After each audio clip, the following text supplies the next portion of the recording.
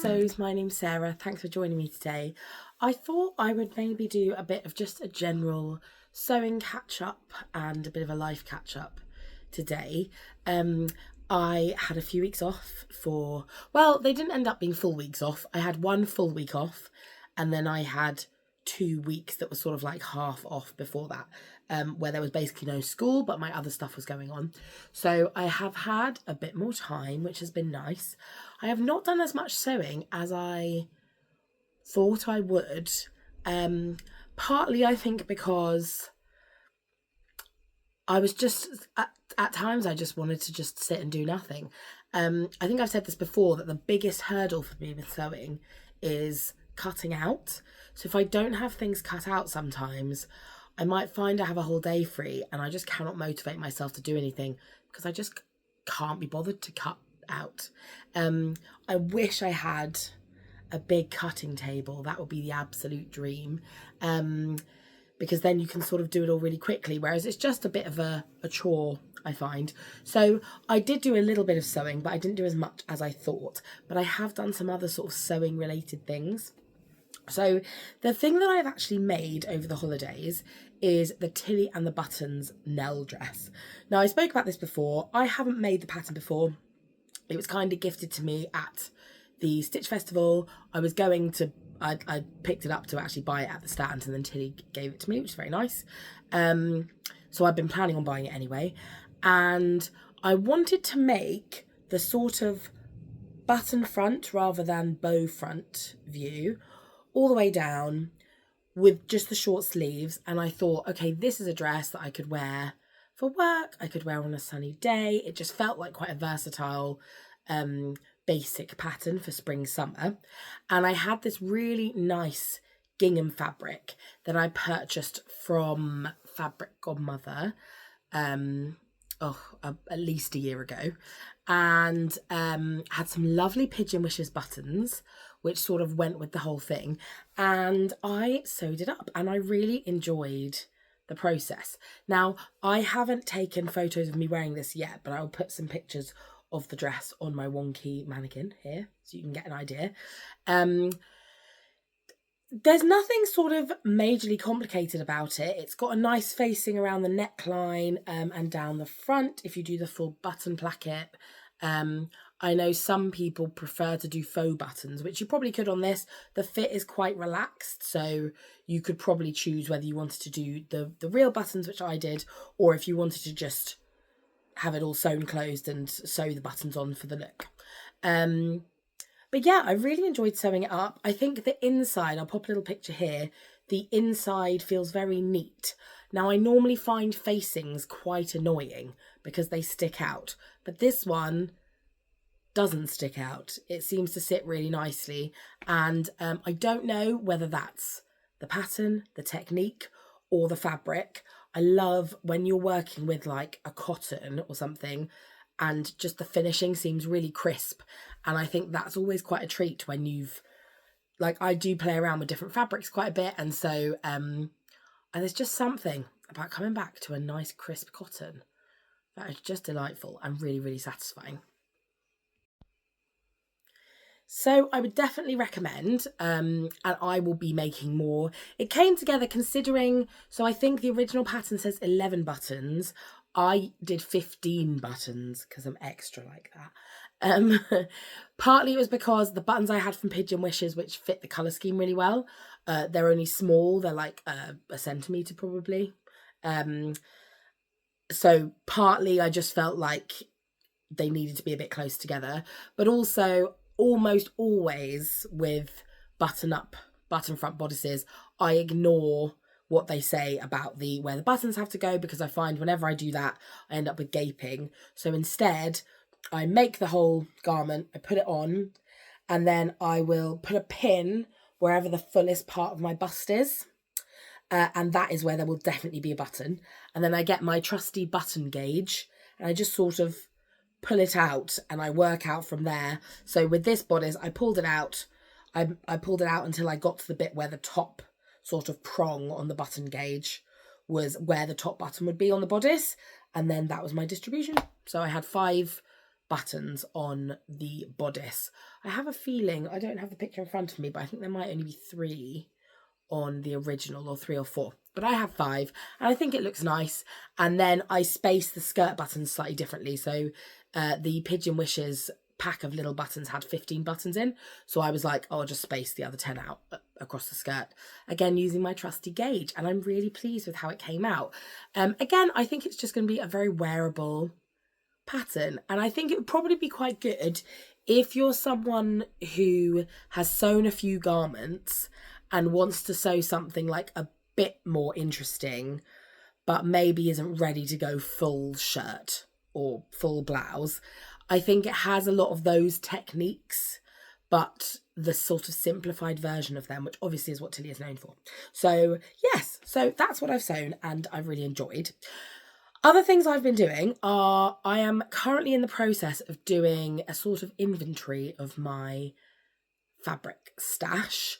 I have had Stash Hub for ages, and I've gone through phases of like uploading a few bits, but there was nowhere near everything that I have. And I've started to find, I've got all these plans, I've got patterns I want to make, I want to use more of my stash. But I'm sort of missing certain things, or thinking, oh, I don't have enough of that, or I have too much, or I have enough of that, or whatever. And it's limiting, it's making decisions much more complicated. So I've decided that I'm going to take some time to just get on board with really getting good documentation of my stash. Now, this has been hurried along by the fact that, so this room where I'm vlogging and where I sew is our spare bedroom, and above it is the attic, and the door to the attic is just there. And one of the things that's been happening in the last week or so is that we noticed a leak downstairs. So there was a single drip of water that was coming all the way down the stairs wall to the floor. And it transpired that there is a crack in our cold water tank in the attic. So in the tank above my sewing room. So we've sort of put a temporary fix in, but tomorrow there are going to be plumbers in the house. They have to use the sewing room as their sort of main access point because it's where the door to the attic is. And I'm a little bit concerned. They've said they shouldn't make too much of a mess here because most of the work is happening actually in the attic. But I'm a little bit nervous. But yes, it's meant I've had to sort of move some things about. So I had a big pile. Normally here, there's a big pile of my like bulky fabrics. So I started off by just trying to like measure and record those. And then it spread to this, my fabric collection. So I have them on those shelves, the Kallax units from IKEA, roughly colour-coded. So obviously they don't completely neatly fit, but roughly colour-coded. And I've been going through each little block, taking everything out, seeing what's already in Stash Hub, measuring and photographing and logging everything else in Stash Hub. I'm about halfway through at the moment. So, yeah, but it's actually quite satisfying / quite scary. I don't think I can bear to tap on the little option that tells you how much money you've spent. I just don't need to know. Do you know what I mean? Don't need to know. So that's another thing that I've been doing. And I'm sure there was something else I was going to tell you. Oh, and another thing, this is unsewing related, but I don't know if there might be anyone watching who's interested. I'm trying to learn how to tend a garden. Not even just how to tend a garden, how to create a garden. I am not green-fingered at all. When we moved into our house, there was a really nice garden. I think the woman, the couple we bought the house off, they weren't very gardening-y people. But I think the person before that was really into it and had sort of planted all of this lovely stuff. But a lot had to change. When we had the building work done, the builders basically trashed the garden anyway. And there was a big bit of old decking and where there used to be a pond and all this stuff that was dug out when they were doing the building work. And it's just a mess. And we've sort of lived with it being a mess for a while, but with it being spring, I was just like, I want to try and create a nicer garden for us. Now, when we moved into our house, I would go to the garden centre and buy plants and plant them in the ground, and they would all die immediately. And eventually one of my friends said to me, you can't just stick them in the ground anywhere. Like, some of them need, certain types of soil, or they need to be looked after in a certain way. Now that I've started actually working on our garden, I'm seeing where the problem was, because the soil is really compacted and it's full of builders' rubbish. So, and this isn't just from our builders. I was chatting to another neighbour, back in like up until the 80s, there were toilet blocks at the end of the garden. And when those were knocked down, it seems like they just like left all the rubble like in the garden. Do you know what I mean? So there's all sorts of rubbish in under the ground. So I started small because that's all I can manage. I've dug up a load of weeds along one side, which took ages. And then I've created a small flower bed. And at the moment, what I've done, I did a soil pH test. Our soil is acidic. And so then I've picked some plants, either that I know we had in the garden before, or that I've read are good with acidic soil. And I've sort of bought one of each, and I've just put them in that one bed, and I'm going to look after them and see what does well and what doesn't. And then that's going to affect what I decide to plant elsewhere in the garden. That seemed the least expensive way, because oh my gosh, I feel like plants, it's become like fabric for me. It's like, once you start, the shopping is just like so fun. And then I get back to the house and I'm like, why have I picked all of these plants that it's like every colour you could think of. It's a mess, but I'm quite pleased with myself anyway. So that has ended up taking up a lot more of my time off, trying to sort of get to grips with the garden, and just trying to get it to a point where I can actually try and plant stuff and make it nice. So I know you're not here for the gardening, but I'll put a little, so this is the before I started working on the garden. I wanted to remove a load of the weeds. And then this is the little flower bed that I've created. So far, everything has survived. It's, I would say, been just over a week, maybe a week and a half since I planted everything. And yeah, it's currently all living. So far, so good. I'm beating my past self. So yeah, I just think while it's one of those things where the garden side of things is going to take up quite a lot of time this year because I'm doing it all from scratch. Whereas then I'm hoping that it can just be something that I sort of dabble in after this initial bit. But that's also been taking some sewing time. I did order some stuff, which was delivered yesterday. One thing was something I'd been looking for something in this ballpark. And then the other thing I just thought was nice. So they're both from Jenny Stitches. Now, I love a bit of Jenny Stitches. The fabric that took me in there was it's like a very light denim. So I think it was 4.5 ounce denim in a light wash. And I'd been looking, not necessarily for this specific thing, but I'd been looking for a light coloured denim-like fabric, so a denim or a chambray, that I could use to make a sort of summery dress. I think, as everyone knows, blue denim is very, very wearable. And I think I've said this before, but I'm really drawn towards like bright colours and prints and stuff like that. And the downfall of that for me has been that, like, my wardrobe, first of all, I sometimes lack things to match other things with. And also sometimes I just want to, like, I don't feel like wearing something really bold. I just want to have something I can chuck on that's like low key.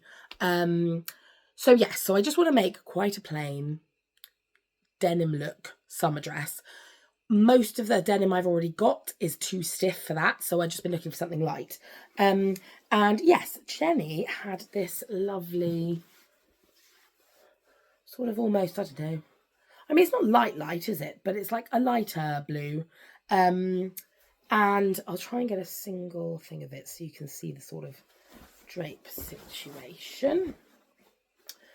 So it's got this lighter colour on the back, which I actually think is quite nice. So you could probably, if you wanted the lighter colour, I think we've got this option, or we've got this, which is actually a bit more denim-y, isn't it? But yeah, it's just got a bit more, it's got more drape, obviously, than a denim would have, but you get the look of a denim, which I think is nice. And I think this is good for more of like a summery dress. I'm going to Cambridge with some of my uni friends for a long weekend in the summer, and I just think this would be maybe a nice dress. We're going punting. Would that be a nice punting dress? I think so. So I've got a few options of which pattern I might use. I could use the Cinnamon Daisy Poppy. I could do a Stylark Belle, although that is a bit low cut. But then, we're on a jolly, so maybe it can be low cut. I could do something like the Aspen, Fabric Godmother Aspen, or I could do another Nell. So I just think with that sort of fabric, got loads of options. I will probably stick with a pattern that I've already used just because I want something quick and uncomplicated. Now, the other fabric that I just saw on there and I thought was really nice is this viscose. And here it is. It was listed, I noticed Jenny said this on her video the other day, as being tigers. But when you look up close, they're not tigers, they're leopards. But anyway, I just thought it was kind of cool and retro. I think there are a couple of options for this that I think would be nice. I think a big oversized shirt would be cool. Or I could even see if I could get 2 shirts. I could get a little cropped shirt for me and then maybe something for Nathan, not to wear at the same time. I know how we all feel about matching clothes. I've never matched clothes with him. I've just threatened it. Excuse me. So I just thought it was sort of nice. Another thing I thought would be kind of cute would be like a little cord set. So like a swishy, like a little top and some floaty trousers or something. But the thing I always think with cords is, would I actually wear them? I know technically they're wearable because you can mix and match, but I feel like a floaty viscose trouser, you have to be in a summery vacation place. And we really don't go on holidays like abroad very often. We went on our honeymoon, and before that, I can't remember the last time we'd been abroad on and we never really do beach holidays either. So we might be going to Trinidad at some point to see some of his family. So I suppose I could wear it there. But there's part of me that's like, do I make it more wearable? So there's the cord set. There's the shirt option. There's a shirt dress option. Quite pleasing. So yeah, I just thought it was nice. What am I going to say? Bit retro. Adding it to the stash. So there have been bits and bobs of sewing going on, but I've obviously not been my most productive. I have just struggled with my sojo a bit. Again, I think it's just the thing of the cutting out is the real thing for me. So what I really need to do, and I know this, is have a day where I just sit and cut loads of projects out, and then I don't have to do it for ages after that, because I think if I did that, that would then see me through for when I'm sort of busy and I can't be bothered. I'm much more likely to be like, oh, I actually want to sit down and sew for half an hour, rather than, oh, I want to sit down and cut out for half an hour and I probably won't even get the whole thing cut out because I'm very slow. That's why I hate it. So yeah, I've got lots of plans in my head, but it's just about getting them sort of to fruition and in a suitable time frame, so the season hasn't sort of ended by the time I'm actually in a place to make it. So yeah, it's all the process. If you have any tricks for when you've lost your sojo, or if you have any tricks for making cutting out more efficient when you don't have like a big cutting table to use, I would love to hear them. I'm just sort of enjoying trying to organise things a bit at the moment, and yeah, I think hopefully we'll because I won't be able to do anything this weekend anyway because the plumbers will be here to sort out the tank. So yeah, I've just got to work it out. Work is going to be really busy. I think I've already said I'm doing some curriculum teaching this term to cover for another teacher. So it's one of those things that is no big deal, but I'm obviously not a classroom teacher, so I'm having to plan the classes and everything from scratch. So yeah, it's just life is busy at the moment and I'm just trying to keep up. But I'm thinking about sewing a lot. I'm either thinking about sewing or I'm thinking about planting stuff. And I'm actually okay at sewing, whereas the planting stuff is a risk still. We're at that point. One of my friends gave me these, she's a really good gardener, and she gave me these little, I think are they called tubers? So like little, it's like newspaper rolled into a tube and then it's got soil in, and she's planted some seeds. And I've kept sending her pictures of them because it's like, I remember when I started sewing, every time I'd sew some seams together and it would look like an actual thing, I'd be like, this is amazing. I was just completely in wonder. And seeing plants where there's a seed planted and something actually grows from it, I keep being like, it's grown. And she's like, that's what it's supposed to do. But I still keep sending her pictures. So yeah, that's it anyway. I thought I'd just do a little catch up today and say that I hope you're well. I hope everyone had a really nice Easter.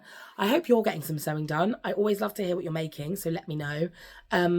I have had some great suggestions on my workwear dress video for some other patterns that are great for workwear. So I'd go and have a look at the comments if you want any other suggestions on top of the ones that were already there. I should also say, a couple of people asked why I didn't put the Tilly and the Buttons Lyra on there. The Lyra is an amazing work dress. I just figured you probably already knew that because, I mean, it's a shirt dress. It's the ideal work dress, and I've talked about it plenty of times over the years. So I only didn't put it on there because I figured you already knew it was a good workwear dress, and I just thought I'd keep things interesting. I also have a lot of willow dresses that I wear to work, especially if you just lift, because there's quite a low scoop on the back neckline. If you just lift that a tiny bit, then that is definitely work appropriate as well. So yeah, there are loads of dress patterns you could choose depending on your taste. I wanted to try and introduce some that I haven't spoken about before, just to keep things a bit interesting. But all of my reliable, tried and tested ones are still special patterns to me, of course. Yes, anyway, rambling as always. Have a great weekend, and I will see you soon. Right, bye.